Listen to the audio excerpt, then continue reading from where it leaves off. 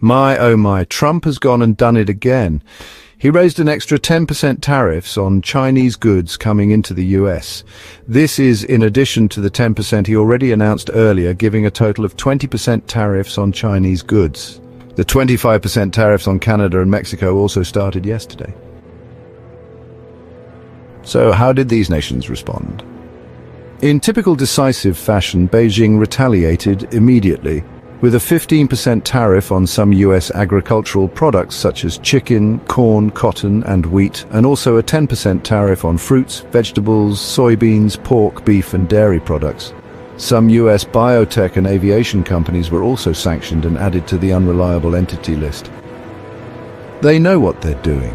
They had their finger on the trigger ready to shoot back. Mexico said that they would reveal their response on Sunday the 9th of March. Most amusing is the response from Canadian Prime Minister Justin Trudeau, who said that the tariffs were a dumb thing to do and blamed Trump for starting a trade war between close allies. Dumb Donald has a nice ring to it. Imagine that. Two geriatric presidents, one after the other, Sleepy Joe and Dumb Donald.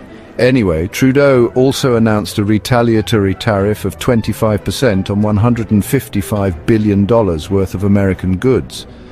This comes after a few other retaliatory measures that had been implemented last month, including taking all American alcohol off shelves in most provinces, and some supermarkets putting stickers on Canadian products and encouraging customers to buy the stickered items so as to avoid these tariffs.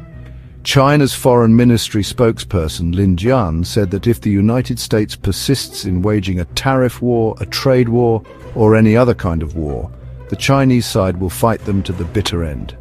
He also urged Washington to open talks with Beijing as soon as possible. These are strong words from China, and they most likely can back them up, considering they supply 40% of US imports according to S&P Global.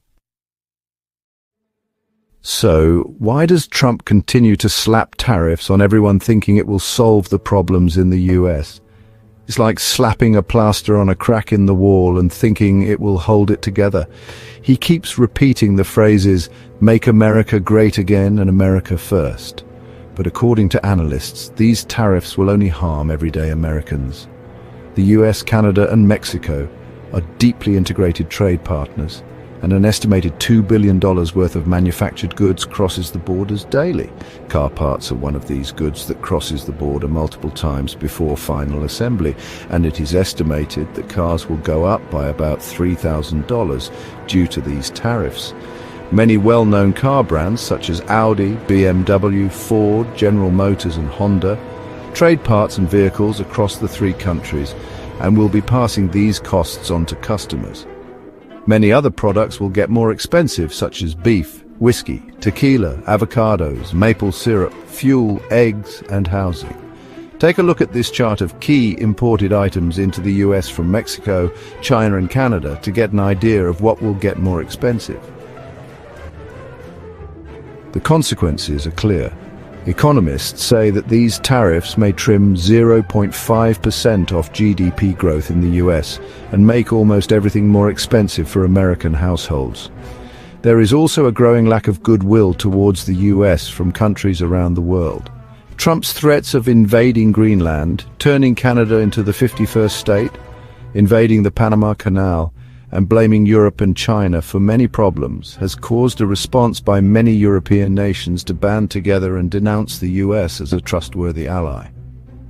Meanwhile, Russia continues its war in Ukraine, and China continues to build economic ties with the rest of the world. Well done, Donald. The crumbling old cities of America, the urine-soaked subways, the abandoned workshops of the Rust Belt, and the lack of high-speed rail give thanks to you.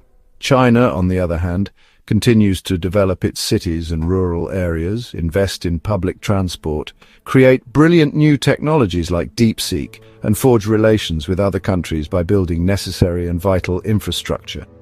If you enjoyed this video, then please like, comment, and subscribe. Thanks for watching.